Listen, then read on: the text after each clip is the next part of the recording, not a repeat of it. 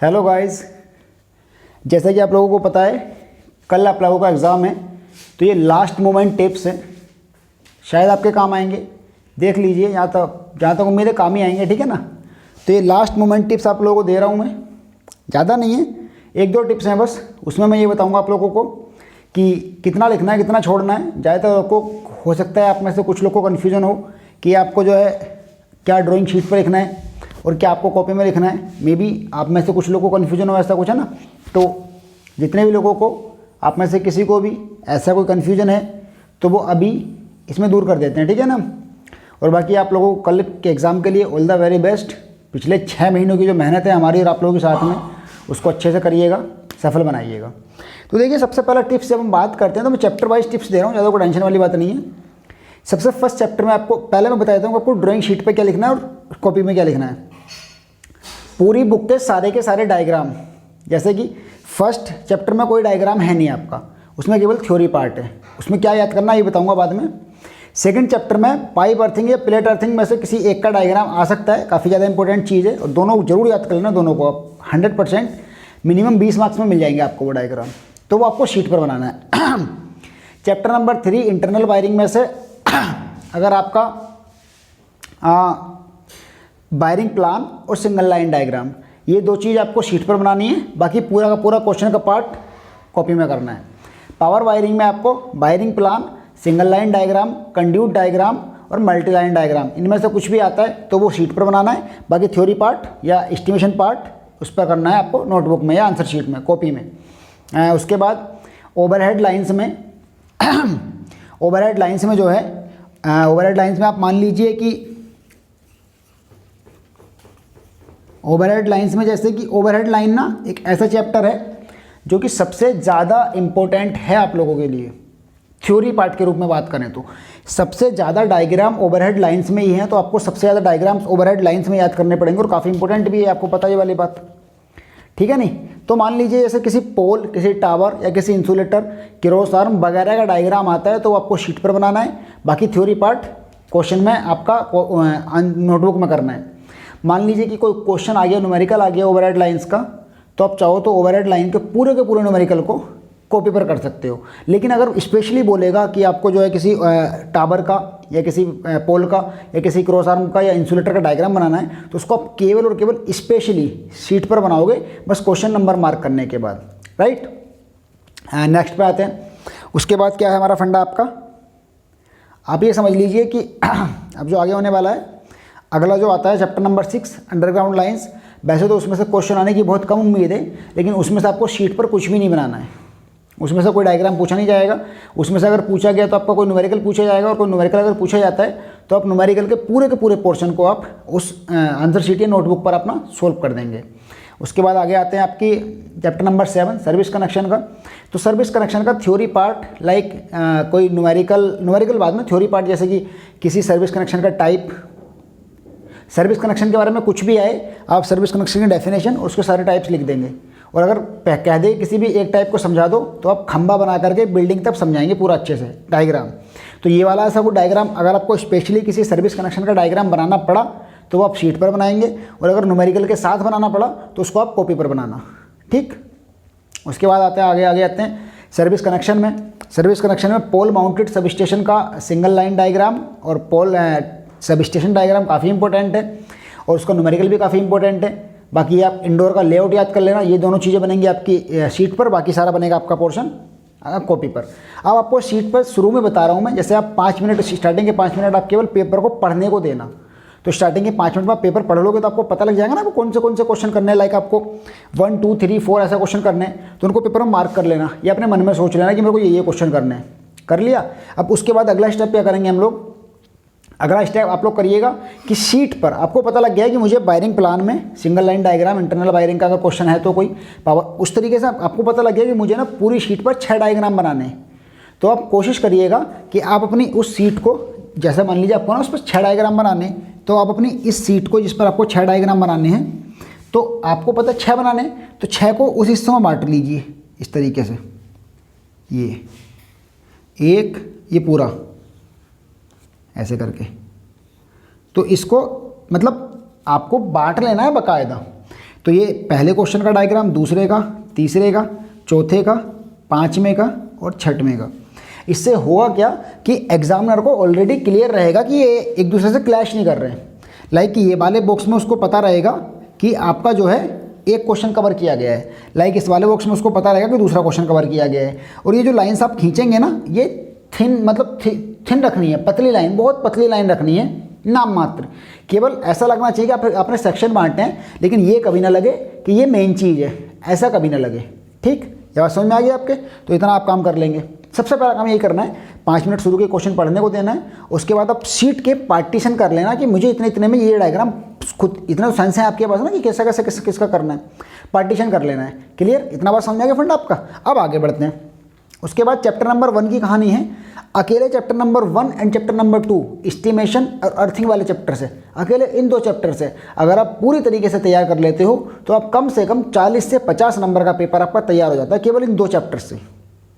First chapter बहुत important है भाई, बहुत अच्छे से पढ़ लेना।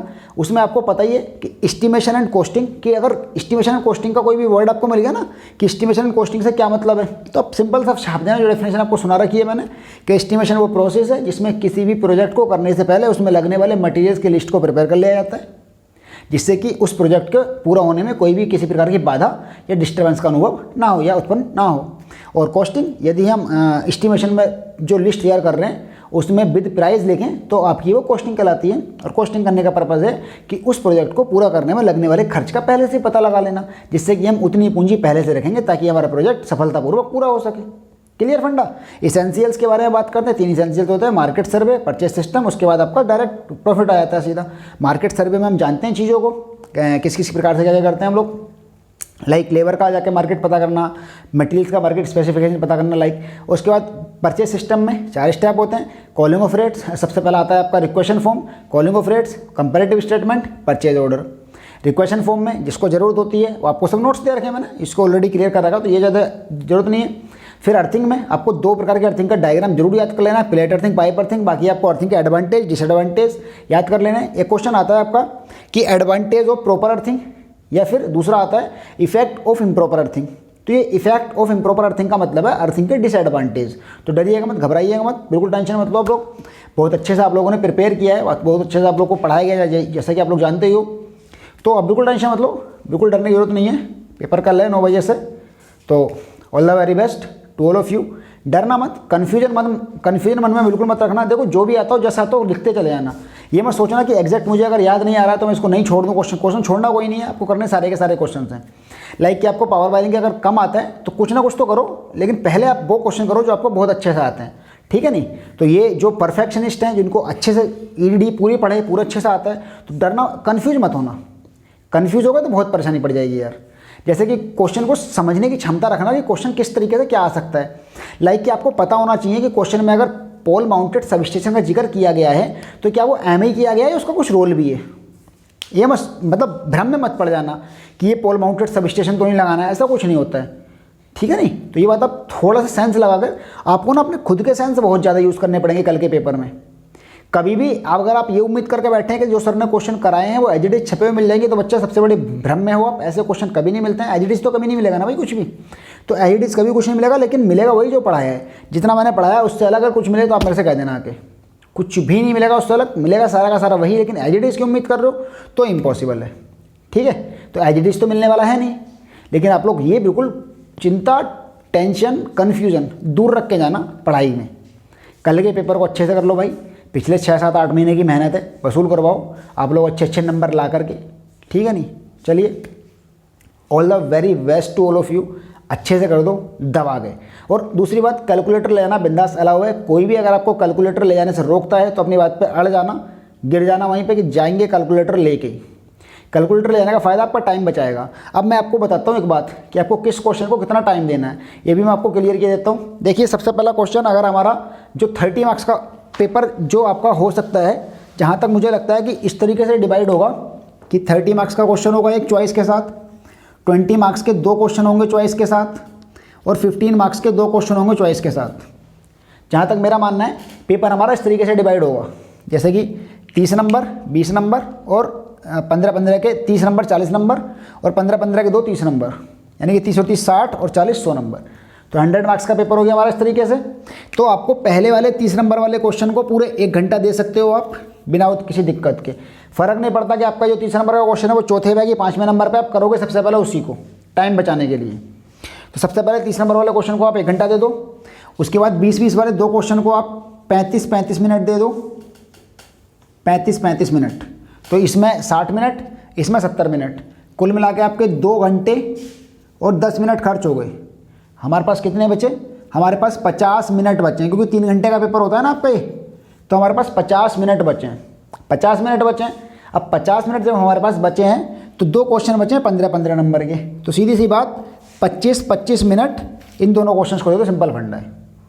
यही फॉर्मेट फॉलो करना भाई, क्योंकि आपको टाइम बचाना है। ये मैं गारंटी की बात बता रहा हूँ आप लोगों को। आप में से बेस्ट लड़का, बेस्ट लड़की, जो भी अब पढ़ने में बेस्ट होगा ना, वो भी, उसके लिए भी इस पेपर में टाइम कम पड़ जाता है, क्योंकि इसमें तो आप जितना ज़्यादा परफेक्शन दिखा सकते हो कम ही कम है कि नहीं? लॉजिकल बात है। चाहे आप कितना भी डायग्राम है, डायग्राम को कितना सुंदर बना सकते हो, डायग्राम में आपकी क्लियरिटी बहुत होनी चाहिए। जितनी कम कटिंग होगी उतने ज़्यादा नंबर आएंगे। और आप एक परफेक्शनिस्ट हो, आपको सारे क्वेश्चन करने आते हैं, लेकिन अगर आपने कटिंग की है ना तो आपके नंबर की गारंटी नहीं होगी फिर। तो कटिंग कम से कम करने की कोशिश करना, HB पेंसिल का यूज़ करना हो सके तो, और डार्क, एकदम डार्क छापना, और शीट के एक तरफ ही सारे डायग्राम बनाने की कोशिश करना, क्योंकि मुझे पता है 6 डायग्राम से ज़्यादा नहीं बनेंगे पूरे उसमें। तो मैंने पहले बताया कि शीट को 6 सेक्शन में बांट लो, मस्त एकदम बिंदास, ठीक है नहीं? तो कोई मुश्किल बात नहीं, कोई भी टेंशन नहीं है यार, बड़े मज़े से करो, बिल्कुल टेंशन मत दो। बांट लेना, टाइम यही देना है। पहले 30 नंबर वाले क्वेश्चन को 1 घंटा है, 20-20 वाले को 35-35 मिनट, 15-15 वाले को 25-25 मिनट, इस तरीके से देना है, ठीक है गाइस। बाकी रही बात थ्योरी आने की बात करते हैं अगर हम, तो पहले चैप्टर की थ्योरी तो पूरी थ्योरी है। दूसरे चैप्टर में से थ्योरी में क्या पूछा जा सकता है? अर्थिंग के बारे में पूछा जा सकता है, डेफिनेशन या एडवांटेज डिसएडवांटेज, या फिर ये पूछा जा सकता है कि अर्थिंग के किस किस पॉइंट को अर्थ करना चाहिए। तो इंटरनल वायरिंग में आपको पता है सभी सॉकेट पॉइंट को अर्थ करना चाहिए। पावर वायरिंग में पता है एक मोटर के 2 अर्थिंग करने चाहिए, मोटर का, स्टार्टर का।